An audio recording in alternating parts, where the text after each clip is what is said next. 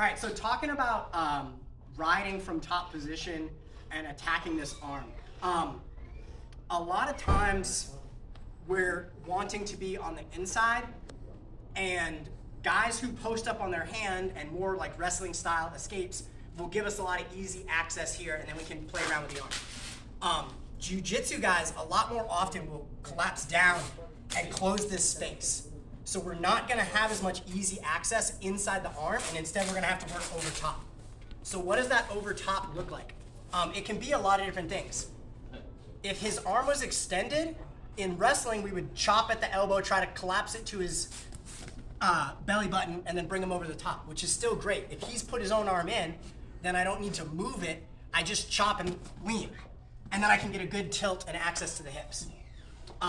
Some other stuff that we can do, if he's here on this hand and we're having trouble getting the chop, I can snake my hand inside like an arm drag and roll my hand. So I roll, elbow deep. I pop my hand behind the hip, and now I'm gonna run this bar. Boom, run it, twist. If his hand pops across, I cross it with my hand and sit on it, right? From here, there's gonna be a lot of different stuff that's gonna happen. Maybe I just finish this hammerlock right here. Maybe he exposes his own back, or I do it. I can catch this inside grip, but running this bar across is super key. So, chop, run deep. When I try to run deep and he strengthens his elbow to not allow this, I reach back, thumb inside the wrist, and walk his hand out. This is super mean. And just by extending through the arm, I can create a lot of opportunities.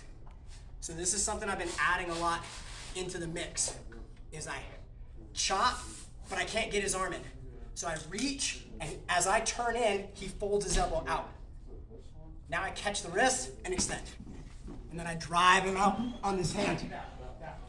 And a lot of good stuff can come out of this long hand control.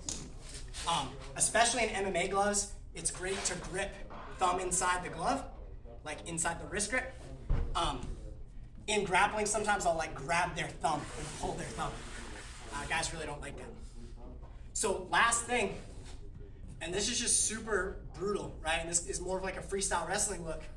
But if my opponent is hiding their elbow so I can't get this inside position, I'm gonna accept this outside position and lock my hands with a gable grip. When I lock my hands, I'm gonna close this elbow through the rib cage. Now, depending on how mean I wanna be, one option is I can just drive him right there and keep extending him and then look for the ability to get it on the ankles, which is fun.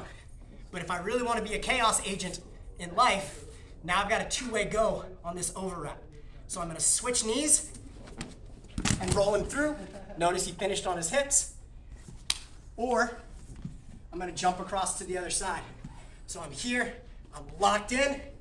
Now I switch knees and switch again. So I switch, switch, drive. And same thing, notice my opponent ends up on a hip. This is a great place to snake in and attack. If he builds that hand back up, boom, I can extend him out. He builds that hand back up. Now the bar is there. So, inside position is gonna be dominant from now to the end of time. But if I get somebody who's good at closing that space, I gotta have looks. If the chop's not working, now I extend, run the bar, lock, boom. Put his hip on the ground. This is a great chance to get to work and put him out.